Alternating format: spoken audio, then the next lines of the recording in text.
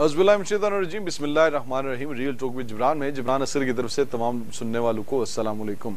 नाज़रीन, आप देख रहे हैं स्काई 749 पर real talk with Jibran Taqvi TV पर, और आप हमारा प्रोग्राम देख सकते हैं फेसबुक पर भी, और लाइव उसमें अपने कमेंट्स भी आपके शामिल किए जा सकते हैं।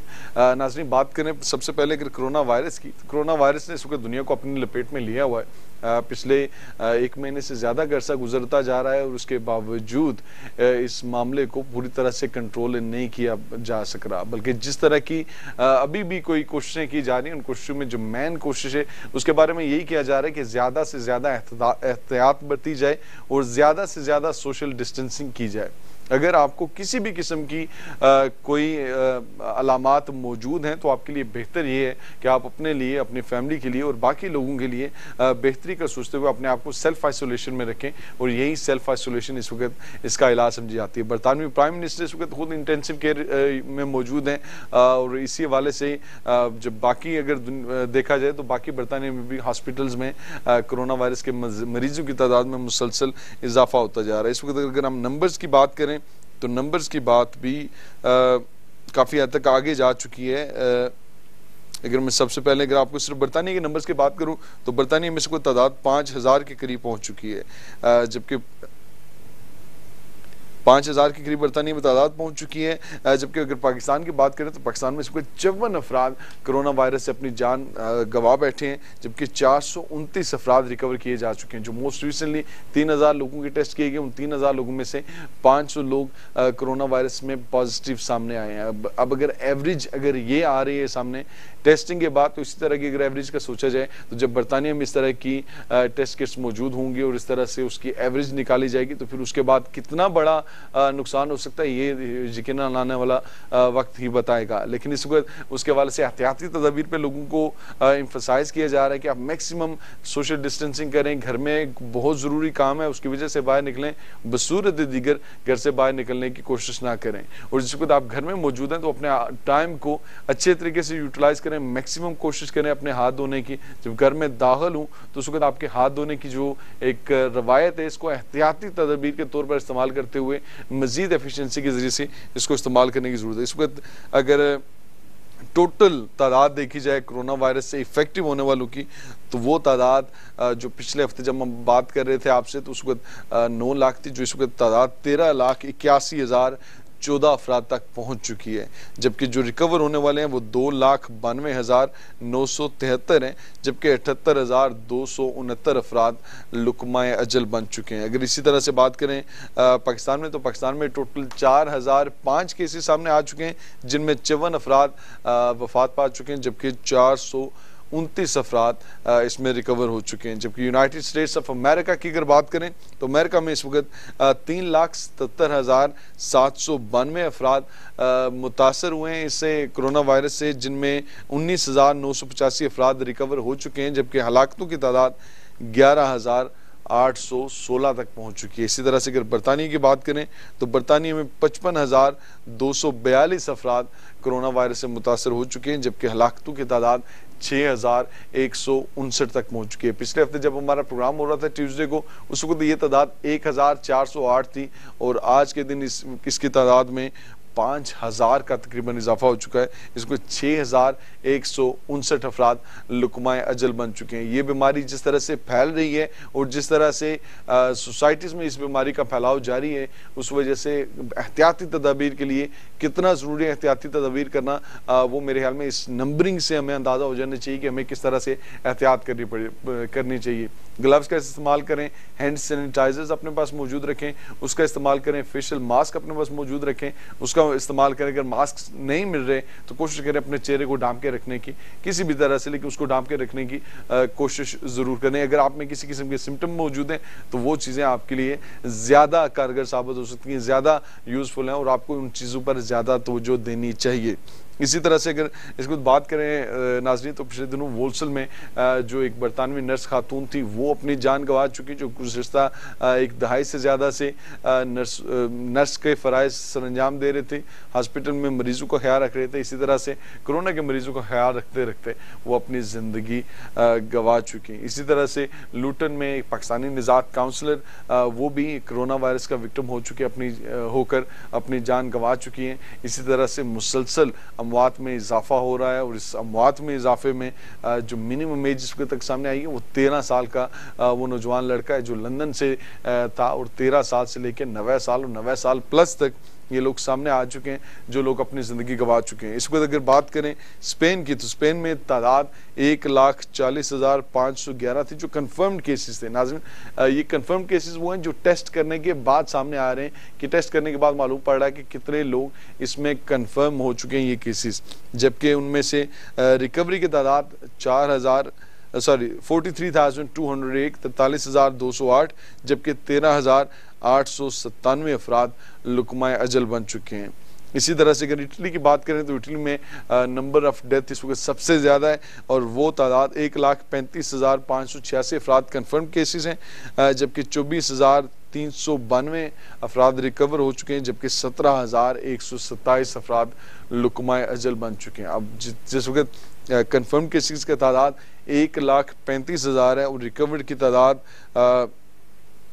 24,392 है और डेथ की तादाद 17,127 है, तो ये अंदाज़ा लगाया जा सकता है कि मुस्तकबिल में ये किस हद तक खतरनाक साबित हो सकते हैं। बरतानवी प्राइम मिनिस्टर ने इस हवाले से जिस वक्त कहा था कि काफ़ी खतरनाक हो सकते हैं और काफ़ी ज़्यादा हमें शायद हलाकतों के नंबर हमें रिसीव करने पड़े, तो उस वक्त शायद उस तरह की अलार्मिंग सिचुएशन उसको फील नहीं किया गया था, लेकिन इस वक्त दुनिया देख रही है कि किस तरह से हर मुल्क में ये बीमारी अपने पंजे गाड़ चुकी है, हर मुल्क में ये वायरस अपने पंजे गाड़ चुका है और साइंस इस हवाले से मुसलसल इस अमल में मौजूद है, साइंसदान इस अमल में मौजूद है कि किसी तरह से इसको कंट्रोल करने के लिए कोई ना कोई ऐसा तरीकाकार अख्तियार किया जाए, कोई ना कोई ऐसी वैक्सीन तैयार की जाए जिससे इस मामले को कंट्रोल किया जा सके। इसको सबसे जो अहम मसला इस मामले के बाद सामने आ रहा है फाइनेंशियल साइड, वो तो एक साइड पर रहते हैं, वो तो यकीनन अगर जून की बात करें तो जिस वक्त सेक्रेटरी फाइनेंस ने कहा था कि जून में लोगों को 80% जो उनकी वेजेस हैं उनके अकाउंट्स में जाएंगी, जून में उनको वो पैसे मिलेंगे, उसके लिए अप्लाई करना पड़ेगा, तो वो तो एक फाइनेंशियल साइड तो उसकी मौजूद है, लेकिन उसकी मेडिकल साइड भी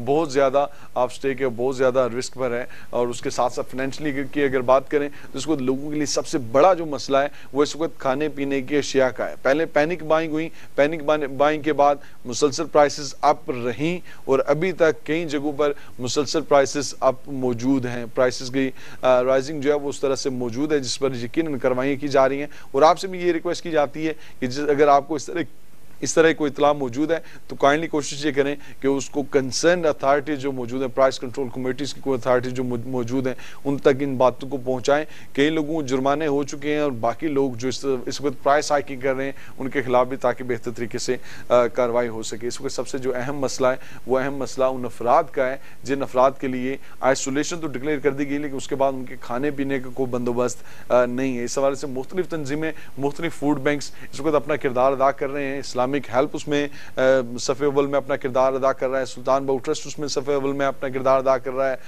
उसके अलावा अगर बात करें कि KJC अपना किरदार अदा कर रही है, जफरुल्लाह शाह सब अपना किरदार अदा कर रहे हैं। इसके अलावा भी UFC फूड बैंक और बाकी बहुत सारे फूड बैंक्स हैं जो उसमें अपना किरदार अदा कर रहे हैं। इसी तरह से आपको भी इसकी रिस्पॉन्सिबिलिटी लेनी पड़ेगी, आपको भी इसमें अपना किरदार अदा करना पड़ेगा। जो चीज़ हमने यहाँ से शुरू की थी 5 on each side, 5 on each side की मतलब हाथ की 5 उंगलियाँ इस तरफ है, 5 उंगलियाँ इस तरफ है, लेकिन आपके 5 दाएं तरफ पड़ोसी मौजूद हैं, 5 बाएं तरफ पड़ोसी मौजूद हैं। एक लीफलेट लिखें और लीफलेट में अपना नाम और नंबर लिखें और लोगों के घरों में ड्रॉप करें। अगर आपको नहीं मालूम कि अगर वहाँ पर कोई एल्डरली पर्सन रहता है तो अगर एल्डरली पर्सन वहाँ पर मौजूद है तो प्लीज़ उनको वो लीफलेट दें ताकि वो आपसे रब्ता कर सकें और उनके लिए कोई ज़रूरियात ज़िंदगी की जो चीज़ें हैं उसमें वो चीज़ें पहुँचाने में आप अपना किरदार अदा कर सकते हैं। ये वो वक़्त है जिस वक़्त में हम लोग शायद गवर्नमेंट की तरफ देखते हुए या बाकी इदारों की तरफ देखने की बजाय, लोगों की तरफ देखने की बजाय अगर हम लोग सेल्फ मेड बने और थोड़ा सा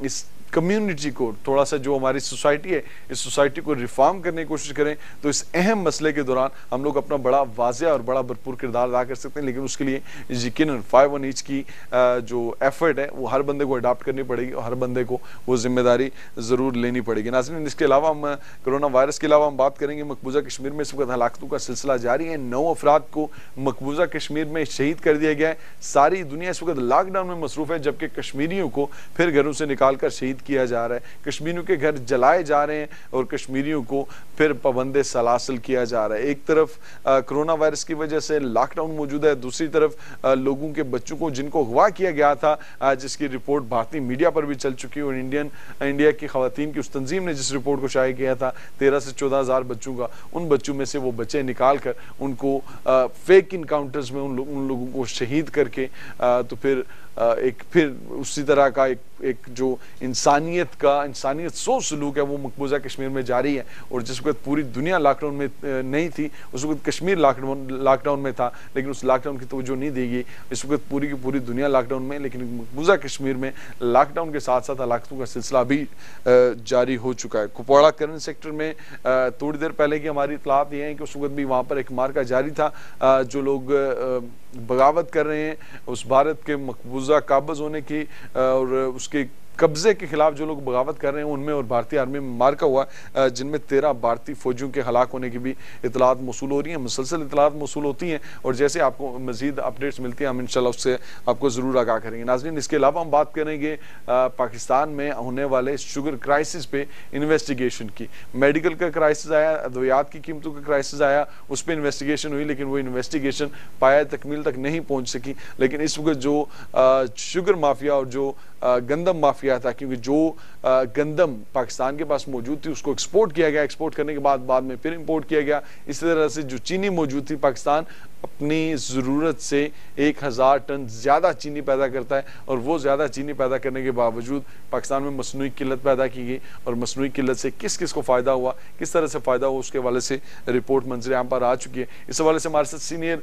सहाफ़ी मौजूद हैं, इमदाद हुसैन साहब, उनसे बात करेंगे, उनसे जानने की कोशिश करेंगे इस वक्त सिचुएशन है क्या पाकिस्तान में इस चीनी माफिया के सरगर्म होने के बाद और उनके खिलाफ इस तरह की रिपोर्ट सामने आने के बाद। अस्सलाम वालेकुम इमदाद साहब, आवाज़ आ रही है सर आपको?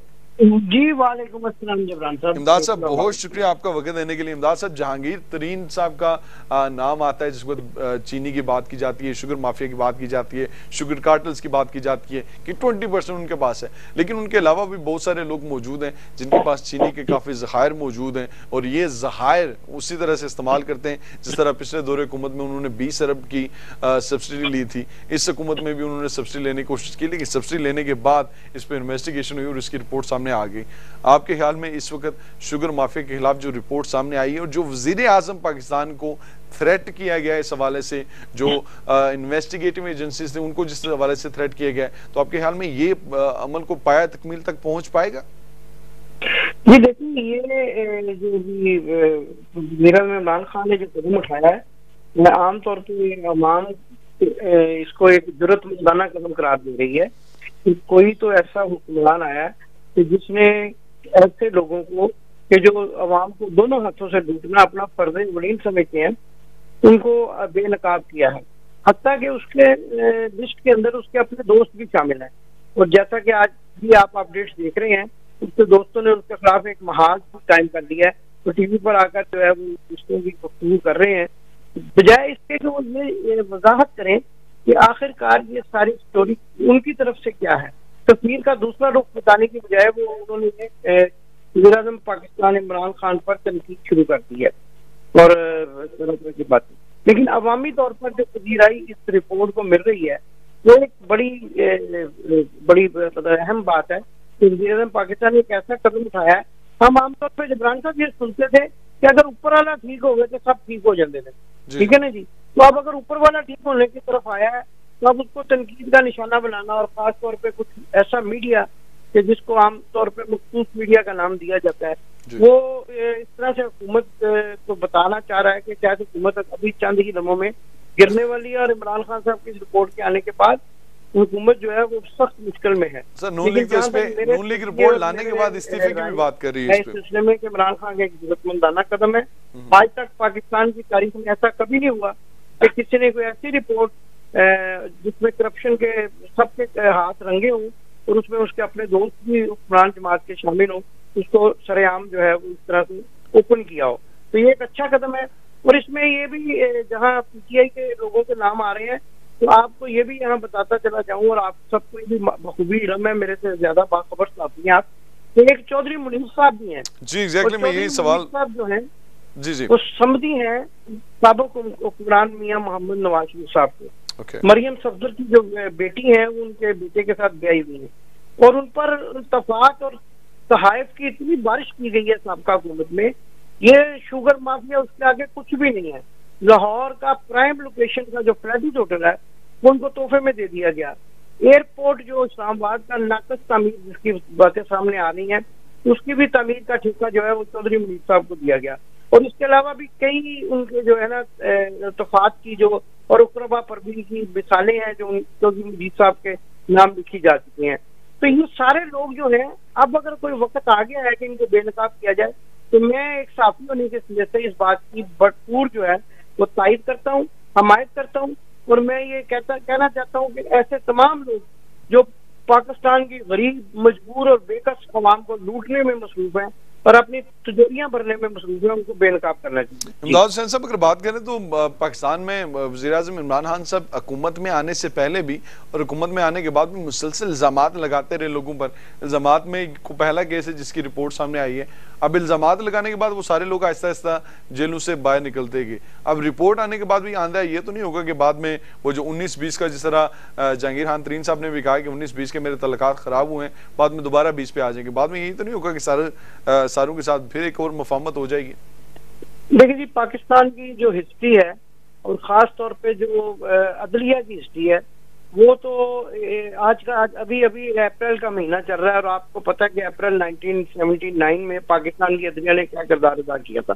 पाकिस्तान की अदलिया जो है वो तो इस बात में मशहूर है कि वो जमानतें भी दे देती है और लोगों को रिहा भी कर देती है।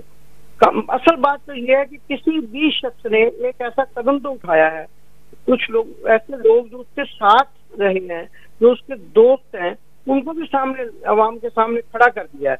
अब ये अदालतों का काम है और अदलिया का काम है, और खास तौर पे अवाम का भी ये काम है कि वो उस हुक्मरान के जिसने बिना सोचे समझे, बिना देखे यानी अपने दोस्तों की परवाह किए बगैर अवाम के मुफाद में फैसला किया है, उसके हाथ में जूत करे। और अदलिया, जहाँ तक आपने अभी फरमाया कि वो जाहिर है उसका माजी इस बात को सामने है कि वो केसेस आते हैं और बाद में लोग रिहा हो जाते हैं। लेकिन अगर देखिए रिहा भी हो जाते हैं तो एक अच्छा इंसान, एक अच्छा शहरी जो है वो ये तासुर जरूर रखता है कि चोर कौन है और जो है वो मुखलिस कौन है मुल्क के साथ।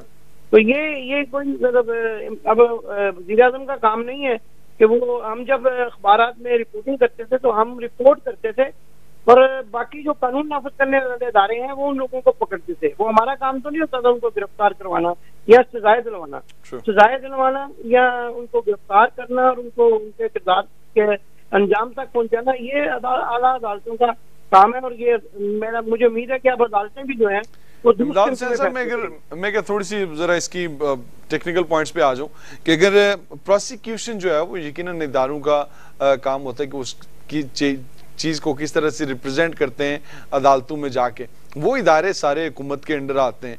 क्या वजह है कि हुकूमत के अंदर आने के बावजूद वो इदारे उसकी उस तरह से प्रोसिक्यूट नहीं करवा सकते, उस तरह से उसके खिलाफ कानूनी कार्रवाई करवाने में हमेशा नाकाम हो जाते हैं? देखिए जी, बड़ी बुनियादी जरूरत तो ये है कि इस सिलसिले में कवानीन जो है वो असेंबलियों में बनने चाहिए।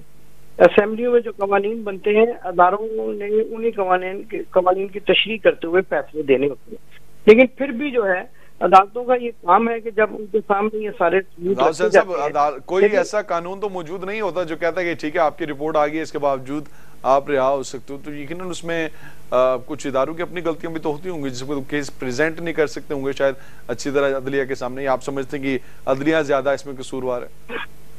नहीं, जहाँ तक देखें अभी माजी इस बात का गवाह है कि बच्चा भी ये जानता है कि जो केसेस होते हैं वो इंतहाई मजबूत बुनियादों पर होते हैं, लेकिन वो फिर जाकर अदलिया के जो अदालतें हैं वो उनको रिहा भी कर देती हैं, जमानतें भी दे देती हैं और उस पर कई उंगलियां भी उठती हैं। लोगों को पता भी है हकायक असल में क्या है।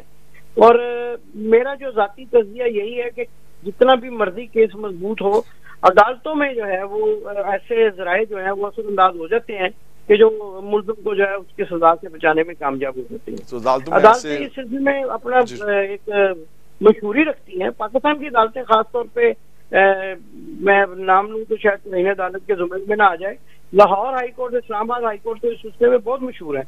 बच्चा ये तो chief justice of supreme court ने कहा था, अगर आप अपने जिम्मे ना लें तब भी सुप्रीम कोर्ट की ये इस तरह का रिमार्क्स मौजूद हैं। ये इस बात पे तो चलें, ये सुप्रीम कोर्ट जाने और फिर उनका काम जाने। नून लीग ने इस्तीफे की बात किया। नून लीग ने कहा कि इनके अपने दोस्त पकड़े जा रहे हैं, इनके अपने दौरे हुकूमत में पंजाब में इनकी हुकूमत मौजूद है, इनकी हुकूमत के होते हुए वहां पे सब्सिडी दी जा रही है, और जब हुकूमत आपकी मौजूद है, सब्सिडी आप दे रहे हैं, तो फिर उसके बाद इन्वेस्टिगेशन भी आप कर रहे हैं, फिर लोगों को पकड़ भी आप रहे हैं। क्या आपको एक्सपीरियंस नहीं है कि हुकूमत किस तरह करनी है, या आपको अंदाजा लेट होता है जब सारा कुछ गुजर चुका होता है? जबरान साहब, ये तो आज का सबसे बड़ा जोक है कि अगर नून लीग जो है वो इस्तीफों की बात कर रही है। नून लीग के अपने दौर में ऐसे कई केसेस आए। नून लीग का तो ये अपना एक रिकॉर्ड है कि वो रिकॉर्ड ही जला दिया करते हैं। तो वो जो पानी स्कैंडल था, साफ पानी स्कैंडल था, वो पूरी की पूरी बिल्डिंग ही उन्होंने जला दी। तो आज अगर नून लीग ये बात कह रही है तो नून लीग 3 दफा इख्तियार में रही है। तो मैं एक बैसियत सहाफी और पाकिस्तानी शहरी होने के नाते उनसे सवाल करता हूँ कि 3 दफा इख्तियार में रहने में जब उनके कई साथी इस तरह के स्कैंडल्स में आते थे तो कितने लोग थे जो इस्तीफे देते थे, कितने लोग थे। बल्कि ये जो इस वक्त मौजूदा हुकूमत ने जो काम किया है, ये तो मेरे ख्याल में उससे भी कहीं ज्यादा जुर्मंदाना इकदाम है। इससे पहले तो कभी रिकॉर्ड भी सामने नहीं आने देते थे। हत्ता कि दोस्तों की बात तो दूर की है, जब उनके अपने रिश्तेदार भी इस तरह के किसी स्कैंडल में उनका नाम सामने आता था तो रिकॉर्ड जला दिए जाते थे। और ये भी सबके सामने, ये जो दास्तानें हैं वो सबके सामने है कि किस तरह का। लिहाजा नून लीग की तरफ से इस तरह का मुतालबा मुझे तो एक मज़ाक़ मुतालबा लगता है। की तरफ से ये मुतालबा मज़ाक़ है। नाज़रीन, जो तो एक्सपोर्ट की बात की जाती है कि एक्सपोर्ट पाकिस्तान चीनी एक्सपोर्ट कर सकता है, क्योंकि चीनी पैदावार में पैदावार और खपत के दरमियान चीनी की पैदावार ज़्यादा होती है और खपत वहाँ पर पाकिस्तान में कम होती है। अब जब खपत कम होती है तो बाकी चीनी वो कहते हैं कि हम बैरून मुल्क भेजेंगे, क्योंकि बैरून मुल्क दुनिया भर में चीनी सस्ती है। इसके बावजूद वो सब्सिडी गवर्नमेंट से ली जाती है और गवर्नमेंट से 10 रुपये फी किलो तक के हिसाब से सब्सिडी ली जाती रही, और ये सब्सिडी दी जाती रही इस शुगर माफिया को। 30 रुपए किलो के हिसाब तक ये शुगर माफिया को फायदा दिया जाता रहा, और इंटरनेशनल मार्केट में यही चीनी जो अपने टैक्स पेयर के पैसे से वापस इनको पैसा देकर फिर इनकी चीनी इंटरनेशनल मार्केट में फरोख्त की जाती थी, उसका भी यही लबे लुबाब होता था कि वो अपने पैसे जो टैक्स पेयर का पैसा है उस पैसे में से उसको सब्सिडी दी जाती थी। इमदाद हुसैन साहब, अगर बात करें कि जो चीनी के एक्सपोर्ट का फैसला होता है तो एक्सपोर्ट का फैसला काबीना के थ्रू से फैसला हो रहा है। अब काबीना के थ्रू से होने वाले फैसलों में कौन सी चीज थी, क्या आप समझते हैं ये नाअहली रही वजीर आला पंजाब उस्मान बुज़दार साहब की, या शातिर दिमाग रहा वजीर खुराक का कि जिन्होंने ये चीनी एक्सपोर्ट करने पर सब्सिडी दी पंजाब में? देखिए जी, जहाँ तक माफिया का ताल्लुक होता है ना, उसके हाथ बहुत लंबे होते हैं और वो बहुत सारे जो मामला से असरअंदाज होती है। आप बिल्कुल दुरुस्त फरमा रहे हैं। अगर ये सारी चीजों का एक जायजा लिया जाए तो इसमें वज़ीर आला पंजाब की यकीनन नाअहली है, और वो ऐसे तमाम अफराद की नाअहली है कि जिनका काम इस बातों पर नजर रखना था, उन्होंने अपनी आंखें क्यों मूंद ली। लेकिन माफिया में जैसा कि आपको बता रहा हूँ, वो आंखें बंद करवा दिया करता है। उसके पास बहुत सारे ऐसे जराए होते हैं कि जो आंखें, असल बात रिपोर्ट आने की नहीं है, जैसा कि हम पहले बात कर रहे थे कि इस तमाम मामले को अदालत में देखा जाना चाहिए और जो भी इसमें मुलव्वस है उसको सख्त से सख्त सजा मिलनी चाहिए, चाहे वो हुकूमती अहदेदार हो या उसका ताल्लुक किसी भी जमात से हो। इमदाद हुसैन साहब, जहांगीर खान तरीन साहब का इल्जाम है कि आजम खान साहब ने इस रिपोर्ट को सामने किया और उसको मैनिपुलेट करके उन्होंने ये कार्रवाई की कि उनका नाम भी डाला गया और बाकी शुगर माफिया का नाम भी डाला गया। इस बात में आपके ख्याल में किस हद तक सदाकत मौजूद है? लेकिन जी, अब जब वो पकड़े जाने लगे हैं तो तरह तरह के इल्जाम लगा रहे हैं। जब उन्होंने आजम खान साहब का नाम लिया तो आपको शायद पता होगा कि वज़ीर आज़म पाकिस्तान ने आजम खान के खिलाफ भी सख्त कार्रवाई का हुक्म दिया है। तो वो तो खुद वज़ीर आज़म उसके खिलाफ कार्रवाई कर रहे हैं, तो वो किस तरह प्रिंसिपल सेक्रेटरी के साथ अगर सख्त खिलाफ सारा कुछ करवाते, प्रिंसिपल सेक्रेटरी के खिलाफ अगर सख्त कार्रवाई का हुक्म दे रहे हैं तो फिर प्रिंसिपल सेक्रेटरी अपनी सीट पर भी मौजूद है, तो ये हुक्म मजाक है या सीट पर मौजूद रहना मजाक है? नहीं देखें, अहकाम जारी हुए हैं, 1-2 दिन में आप देखेंगे कि ये सारी उखाड़ पिछाड़ जो है वो हो जाएगी। मैं अगर इसी वाले से बात करूँ, इस वक्त गवर्नमेंट जितने भी स्कैंडल सामने लेके आ रही है गुज़श्ता हुकूमतों की और मौजूदा हुकूमत में जिस तरह से स्कैंडल सामने आ रहे हैं, अब इस तरह के स्कैंडल आने के बाद जिस वक्त अद्वियात का स्कैंडल आया, अद्वियात के स्कैंडल पे फारग कर दिया गया मिनिस्टर को फारग करने के बाद उनको सेक्रेटरी जनरल बना दिया गया पाकिस्तान तहरीक इंसाफ का। इनको फारग करने के बाद क्या बनाया जाएगा? ये वाकई एक बहुत ज्यादा जो है लम्हा फिक्रिया है। ये माजी में ऐसा किया जाता है, लेकिन देखिए जब आप किसी को बासर होते से हटाकर पार्टी के अंदर जो मुद्दा होता है वो तो इतना बासर नहीं होता, जो कि एक वजारत की तरह का होता है। तो वजारत से हटाकर जब आप उसको काम पे लगा देते हैं, असल में काम पे लगाया जाता है उसको, तो चल भी तू पार्टी में जा और अब जाके तू पार्टी का काम कर, तो वो जो उसकी ताकत होती है उसको तो मैं ये समझता हूँ कि उसके ऊपर पाँव रख दिया जाता है, उसके सर के ऊपर पाँव रख के तो उसको। लेकिन अगर ऐसा फिर दोबारा हुआ तो ये एक अफसोसनाक अमर होगा। नहीं, इमरान खान साहब को ये तो नहीं ज़हन में आएगा कि जहांगीर तरीन साहब के जहाज में एमएलएज एमपीएस ये मुकम्मल तहकीकात करवाएं और इनको इनके अंजाम तक पहुंचे। इमरान खान साहब के जहन में ये तो नहीं आएगा कि जहाजों में जहांगीर तरीन साहब अपने एमएनएस और एमपीएस को लेके आते रहे, तो हुकूमत बनाने में बड़ा किरदार है उनका, और जिस तरह से 6 वोटों और 8 वोटों की टोटल अक्सरियत हासिल है पाकिस्तान तहरीक इंसाफ को, तो अगर जहांगीर तरीन इस तरह से बिल्कुल मुखालफत में आ जाते हैं तो अक्सरियत कायम रह पाएगी, हुकूमत कायम रह पाएगी? देखिए जी, जहां तक हुकूमत के कायम रहने या ना रहने का, मेरे ख्याल में हुकूमत अपने 5 साल पूरे करेगी और ओपोजिशन की जो इंटरेस्ट है, ओपोजिशन का जो मुफाद है वो भी इसी में है कि वो इस हुकूमत को अपना वक्त पूरा करने दे। लेकिन ये जो रिपोर्ट सामने आई है इससे ये जरूर जाहिर होता है कि इमरान खान साहब ने वही फैसला किया है जो मुल्की मुफाद में है, और जो उन्होंने किसी भी दबाव या किसी भी ऐसी माजी में की गई जो उनके साथ नवाज शाह हैं जहांगीर साहब की, उनको सामने नहीं रखा, वही फैसला किया जो मुल्क और कौम के मुफाद में है, और मैं इसको हर सतह पे अप्रिशिएट करता हूं। आप इसको अप्रिशिएट करते हैं। अब मैं थोड़ा सा दूसरे टॉपिक पे आ जाता हूँ, कोरोना वायरस के हवाले से। इस वक्त कोरोना वायरस भी इस वक्त पूरी दुनिया में फैल चुका है। प्राइम मिनिस्टर बरतानिया जो है बोरिस जॉनसन, वो भी इस वक्त इंटेंसिव केयर में मौजूद हैं। क्या अंदाजा किया जा रहा है इस वक्त इंटरनेशनली, क्या उस तरह की खबरें आ रही हैं कि कब तक इसको काबू में लाया जा सकता है? जी बिल्कुल, देखिए सूरत हाल तो बहुत खराब है। आज की जो हम देख रहे थे 854 डेथ्स हैं अभी तक, और 6227 जो है मौत अब तक की हो चुकी हैं। तो वज़ीर आज़म बोरिस जॉनसन के बारे में भी आज जो खबरें जो फेक न्यूज चल गई, लेकिन अभी तक जो अस्पताल के ज़राए हैं उन्होंने उनको आईसीयू में तो रखा हुआ है, लेकिन उनका ये ख्याल है कि उनकी तबीयत संभल जाएगी और उनकी ब्रीथ का मामला भी जो है पहले से बेहतर है। अच्छा, उनकी ब्रीथ का मामला पहले से बेहतर है। आपके लंदन में होने का हमें कम से कम ये फायदा तो जरूर होता है, लेकिन लंदन में कुछ और लोग भी मेहमान आपके मौजूद हैं, वो भी क्वारंटाइन से बाहर निकले हैं या उनका इलाज भी हो रहा था? उनका जहाँ तक देखें जी, नाम आप बता दें थोड़ा सा। अब उनका यूं लगता है कि शायद 1400 दिन तक चला जाएगा, वो तो नजर नहीं आ रहे, जबकि उनकी तबीयत जो है वो जो हम पहले देख रहे थे उस आज से 3-4 महीने पहले एक ऐसी बीमारी सामने आई थी जो कोरोना वायरस से भी ज्यादा खतरनाक लग रही थी।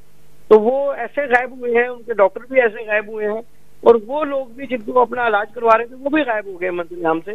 तो मेरी ये पाकिस्तानी शहरी उनसे गुजारिश है कि वो भी अपना किरदार अदा करें और इस मुश्किल वक्त में अवाम के सामने आकर कुछ अपने ख्यालात का इज़हार भी करें। दुनिया में जिस तरह से इसमें हलाकतों में मुसलसल इजाफा हो रहा है, जिसको पाकिस्तान में 54 हलाकतें हो चुकी हैं, बात की जा रही थी कि मुकम्मल लॉकडाउन कर दिया जाए। कंपैरेटिवली अगर नजर देखा जाए तो मुकम्मल लॉकडाउन नजर भी आता है, लेकिन दूसरी तरफ फिर भी सियासी जमातों के आपस में इख्तलाफात उसी तरह से मौजूद हैं। क्या ये हुकूमत को नाकाम करने के लिए या कोरोना को कामयाब करने के लिए? देखिए जी, मैं इस सूरत हाल में तो ये सबर कर रहा था कि शायद पाकिस्तान के तमाम लोग जो हैं वो यकजहती का मुजाहरा करेंगे, अपोजिशन भी और हुकूमती जमातें भी, लेकिन ये हालात देखकर मुझे बड़ा अफसोस होता है कि जब आवाम जो है वो इतनी सख्त मुश्किल में है, पूरी दुनिया की आवाम इस वक्त सख्त मुश्किल में है, तो बजाय एक दूसरे को मिलजुल कर काम करने के, एक दूसरे पर इख्तलाफात और इस वक्त हुकूमत के गिराने की बातें करना एक दुरुस्त काम नहीं है। बिल्कुल सही है। इमदाद हुसैन साहब हमारे साथ ही रहिएगा, मैं थोड़ा सा डिस्कस कर लूँ कि इस वक्त एज मैटर कितनी कर रही है, कि कौन कौन सी एज के किस तरह से लोग इफेक्ट हो रहे हैं। तो नाज़रीन, जो 80 से साल से ऊपर हैं, 80 से 90 या 100 साल की जो उम्र के अफराद हैं, उनके 21.9% उनके केसेस सामने आए हैं, और 14.8% जो डेथ्स हैं वो 80 से 90 की उम्र तक के लोगों की बताई जा रही हैं। इसी तरह से अगर 70 से 80 साल की उम्र के लोगों की बात की जाए तो वो 8%, वो भी तादाद आपको नजर आती है कि 8% वो लोग हैं जिनकी उम्र 70 से 80% है, जबकि 60 से 70 साल की उम्र के अफराद की अगर बात की जाए तो 3.6% वो लोग हैं जो 60 से 70 साल की उम्र के हैं, जबकि 50 से 60 साल की उम्र के लोगों की तादाद 1.3% है, और जो 40 से 50 साल की उम्र के लोगों की तादाद है उसमें 0.4% है, और 30 से 40 की एज के जो लोग हैं उनमें से 0.2%, जबकि 20 से 30 की एज और 10 से 19 की जो एज है उसमें भी 0.2% लोगों की तादाद मौजूद है। तो एज के हवाले से हमने आपको बताया कि एज के हवाले से किस तरह से कंपैरिजन के साथ कितनी परसेंटेज मौजूद है। इस वक्त अगर बात करें मुतासर होने वाले लोगों की तो 44.7% केसेस जो हैं वो मर्द हजरात के सामने आए हैं, जबकि 2.8% केसेस खवातीन के सामने आए। इसमें स्मोकिंग का कहा जा रहा है कि स्मोकिंग भी इसमें इफेक्ट करती है, जिसकी वजह से मर्दों के ये ज़्यादा केसेस सामने आ रहे हैं। 2.8% डेथ्स जो हुई हैं वो मर्दों की हुई हैं, जो जबकि 1.7% जो हलाकतें हुई हैं वो खवातीन की हुई हैं। तो ये फिगर्स थे हमारे सामने। अब हम बात करेंगे थोड़ी सी कश्मीर इशू के हवाले से भी। इमदाद हुसैन साहब, कश्मीर इशू के हवाले से इस वक्त मुसलसल दुनिया तो लॉकडाउन में जा रही है, लेकिन कश्मीर की गलियों को, कश्मीर के घरों को जलाया जा रहा है, कश्मीर के लोगों को बार बार शहीद किया जा रहा है। तो ये क्या कोरोना भी भारत की उस मेंटालिटी को इफेक्ट नहीं कर सका कि जिस मेंटालिटी की वजह से आज सारी की सारी दुनिया लॉकडाउन में मौजूद है, लेकिन भारत को फर्क नहीं पड़ रहा? इमदाद हुसैन साहब हमारे साथ मौजूद है?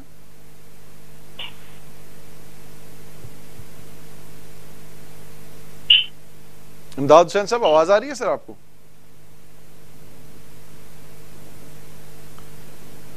शकील साहब जरा चेक करें अगर इमदाद साहब को आवाज आ रही है।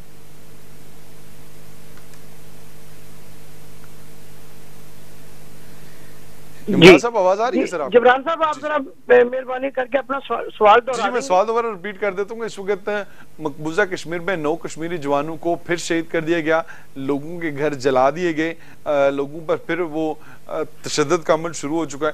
तो कोरोना क्या भारत की मेंटालिटी को फर्क नहीं कर सका? जी, बहुत अफसोसनाक अमर है।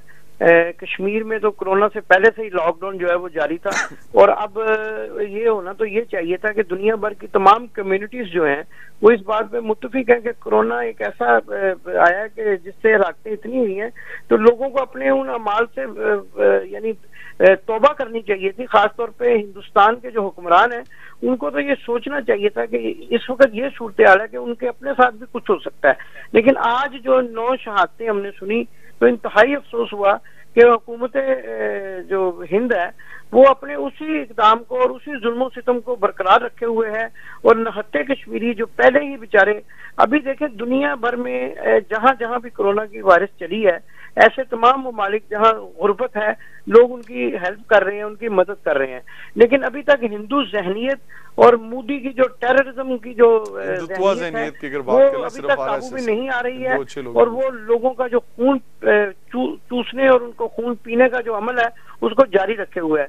कश्मीरी तो बेचारे पहले ही नहत्ते हैं, उनके पास ना तो कोई हथियार है, ना वो हुकूमत हिंद के खिलाफ कोई इस किस्म का एक्शन कर रहे हैं, और इस वक्त पे उन पे इस तरह का जुल्म सितम और उसका बाजार गर्म रखना नहायत ही मजम्मत वाला अमल है और नहायत अफसोसनाक अमल है। मैं इस बात पे शदीद मुतालबा करूंगा अक़वाम मुत्तहिदा के साथ कि वो हिंदुस्तान को ऐसा करने से रोके, और इस नाजुक मरहले पे जबकि दुनिया एक नाजुक वक्त से गुजर रही है, जुल्म सितम के इस बाजार को गर्म करने से उसका हाथ रोकना चाहिए। बहुत शुक्रिया इमदाद हुसैन साहब, आप हमारे साथ मौजूद रहे और हमें तफसीलात से आगाह किया, बहुत शुक्रिया। नाज़रीन, आप हमारे साथ मौजूद थे, इमदाद हुसैन साहब, आपने उनकी बातें सुनी। इस वक्त मकबूजा कश्मीर की जो हालत है वो आपके सामने है कि 9 अफराद को शहीद कर दिया गया, उनके घर जला दिए गए। इसके हवाले से कल हम इंशाल्लाह पूरे का पूरा प्रोग्राम करेंगे, जो पूरे का पूरा प्रोग्राम कश्मीर पे होगा इंशाल्लाह। आपसे यकीन सॉरी आपसे यकीनन नंबरिंग शेयर करेंगे कितने लोग मुतासर हुए कोरोना वायरस से, क्या सिचुएशन रही, लेकिन उसके बाद आपसे कश्मीर की सिचुएशन भी ज़रूर शेयर करेंगे। और हम कोशिश करेंगे कुछ लोगों को फ़ोन पर साथ लेने की, ताकि हम लोग डायरेक्टली जान सकेंगे इस वक्त मकबूजा कश्मीर में ऑन द ग्राउंड सिचुएशन क्या मौजूद है। हमारे पास इस वक्त वो विजुअल मौजूद है। अनफॉर्चुनेटली कुछ विजुअल ऐसे हैं कि जो हम नहीं दिखा सकते, कि जिस तरह से लाशों को घसीटा जा रहा है इस वक्त दुनिया कोरोना के खौफ से अपने घरों में मौजूद है। जिस वक्त कोरोना के खौफ से लोग अपने बच्चे शायद इस वजह से अपने घरों में छुपा के रख रहे हैं कि कोरोना कहीं उनको इफेक्ट ना कर दे, कि उनके बुजुर्गों को, उनके वालिदैन को कोरोना इफेक्ट ना कर दे। लेकिन मकबूजा कश्मीर में इस बात पे भारत को कोई फर्क नहीं पड़ता कि दुनिया चाहे किसी कोरोना की वजह से लॉकडाउन में हो या किसी और भी वजह से, मकबूजा कश्मीर में लोगों की शहादतें उसी तरह से जारी रहेंगी। हमारे साथ इस वक्त मौजूद है कॉलर। अस्सलाम वालेकुम जी, कौन जी, कहाँ से? मैनचेस्टर से सर। अस्सलाम वालेकुम जी। वालेकुम जी, कौन जी, कहाँ से? मैनचेस्टर से चौधरी अर्शद बात कर जी, चौधरी अर्शद साहब। जी सर, कश्मीर के हवाले से आप बात कर रहे थे जी। ये अल्लाह ताला ने इंसाफ किया है इस दुनिया में, जितने महीने जेल काटी, अब दुनिया जेल काट रही है, मगर यजीद को इस चीज की समझ नहीं आएगी, वो अपने काम जारी रखेगा। मगर अल्लाह ताला देख रहा है कि कौन कौन कंडेम कर रहा था, उस पर सेक्शन नहीं लगा रहा था। तो ये तो जो बोल रहे हैं कि वायरस है, वायरस नहीं है ये। अच्छा साहब, मैं आपने जो बात की, मैं एक मिनट अगर मुझे दीजिएगा, जो आपने बात की कि सिर्फ कंडेम कर रहे थे, सैंक्शंस नहीं लगा रहे थे, और अल्लाह का बड़ा करोड़ों शुक्र है कि हमारे इसी प्रोग्राम में तकबीर टीवी पे मुख्तलिफ एमपीज आके, MEPs आके, इंक्लूडिंग साबिक फॉरेन सेक्रेटरी आके ये बात कर चुके हैं कि इंडिया पर सैंक्शंस लगनी चाहिए। और ये बात यकीनन उस वक्त होती है जिस वक्त आपके पास ठोस शवाहिद मौजूद हों और ठोस सवालात मौजूद हों, ताकि उसके जरिए वो आपको सीधी आउटकम दे सकें। तो बिल्कुल आपके पास में टोटली एग्री। मगर उन्होंने बात की, मगर लगाए किसी ने नहीं। तो अल्लाह ताला ने ये जस्टिस डन करके दिखाया है कि जेल किसी को देते हो, मुसलमान को अभी जेल मिल रही है। जब जहाँ जुल्म होता है किसी माँ और बहन की हाथ तो सुनी गई है ना। ये जो मैं बात कर रहा हूँ, आप समझने की कोशिश करें। कहना और बात है, करना और बात है। जिन्होंने करना था उन्होंने किया नहीं है। कहने के तो मैं भी कह सकता हूँ ये करना चाहिए था, कोई मेरी सुनेगा नहीं है। तो दूसरी बात आ जाए पाकिस्तान पे, जो आप कह रहे थे चीनी, आटा और चावल का जो बहरान आता है, ये मेरे भाई अगर पाकिस्तान को इस जंजीर से निकालना है तो इनके सब के लाइसेंस मंसूख करने चाहिए। जितनी भी मिले हैं आटे की, चीनी की और चावलों की, ये गवर्नमेंट के अंडर आने चाहिए। गवर्नमेंट सब्सिडी देती है, वो खुद ही करे, खुद ही अपने जो हेल्थ मिनिस्टर होते हैं उन्हें वॉच करे, या जो होते हैं फूड मिनिस्टर होते हैं वो उन्हें इसको डील करे। पूरे मुल्क में ये गरीब मुल्क है, इसे लूट के खा गए हैं। अभी इसका और कोई हाल नहीं है। ये माफिया फिर आता रहेगा, जेलों में जाता रहेगा, क्योंकि जुडिशली कमजोर है। बहुत शुक्रिया सर, आपने दोनों टॉपिक्स पे बात की। और चीनी और आटे बहरान के हवाले से अगर हुकूमत के वज़ीर खुराक का काम था, तो वज़ीर खुराक ने अपना काम नहीं किया, जिसकी वजह से उनको इस्तीफ़ा देना पड़ गया। जबकि हमारी खबर ये थी कि उनसे इस्तीफ़े की डिमांड की जा रही है कि अगर आप इसमें बाइज़्ज़त तरीके से जाना चाहते हो तो इस्तीफ़ा दे दें, नहीं तो आपको इस्तीफ़ा देना पड़ेगा। हमारे साथ एक और कॉलर मौजूद है। अस्सलाम वालेकुम जी, कौन जी, कहाँ से? अस्सलाम वालेकुम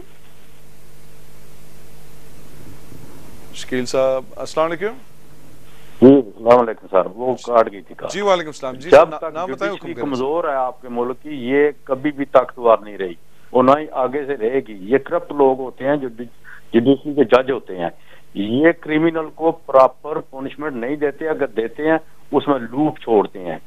किस जज को इस दुनिया में नहीं पता कौन करप्ट है कौन नहीं है।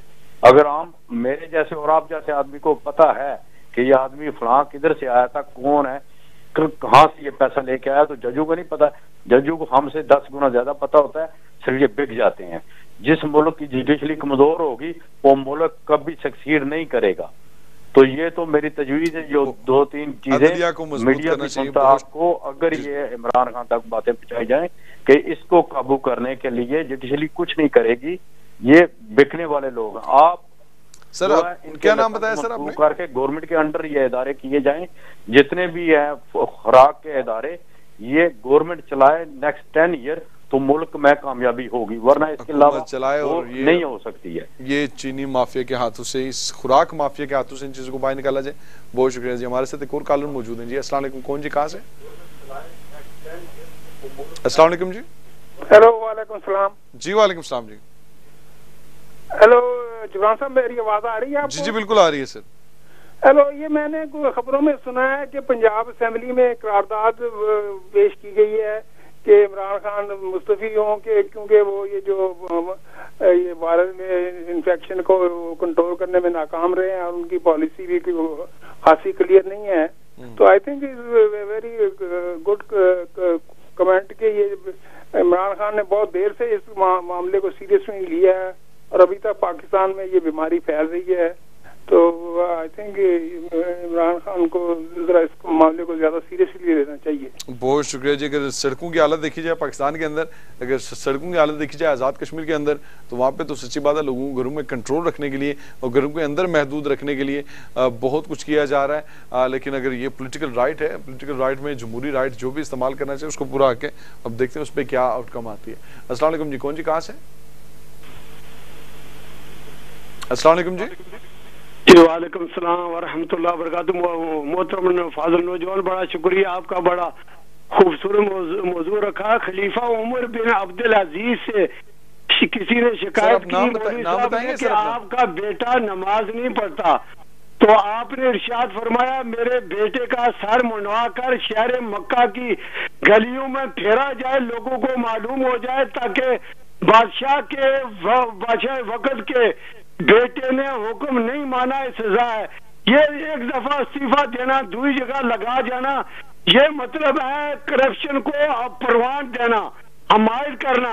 ये जब तक हमारे हुक्मरान ये जब तक छोड़ेंगे नहीं, उस वक्त तक बात नहीं बनी। एक दफा जिसको हुकूमत से निकाल दे, आने वाली सुबह क़यामत तक दूसरी हुकूमत उसको कबूल न करो, फिर जाके तब्दीली आएगी। ये जब तक कानून नहीं होगा तब तक तब्दीली नहीं आ सकती। कानून पर अमल दरामद बहुत जरूरी है।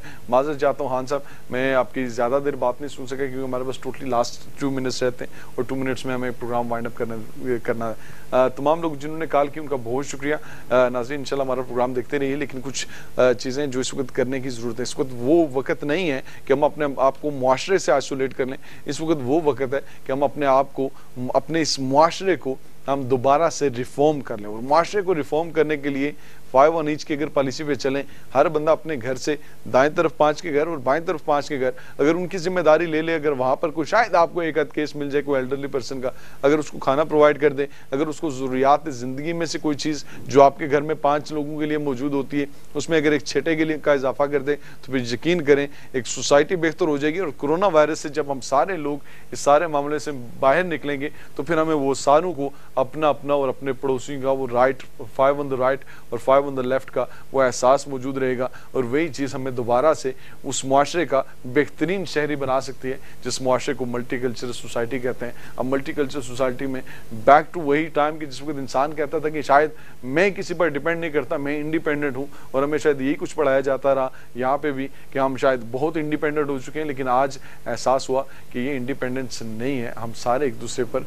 डिपेंड करते हैं। और जो एक दूसरे पर डिपेंड करते हैं, अल्लाह के साथ कोशिश करें कि आपको लोगों की मदद करने के काबिल बनाए और अपना किरदार अदा करें। तनकीद करना बहुत आसान है, काम करना बहुत मुश्किल है। कोशिश करें थोड़ा सा बाहर निकलें और इसके हवाले से काम भी करें। नाज़रीन इंशाल्लाह दुआ में याद रखिएगा। रियल टॉक विद जिब्रान देखते रहिए हर मंडे, ट्यूसडे, वेडनेसडे स्काई 749 पर। बहुत शुक्रिया। अस्सलाम वालेकुम।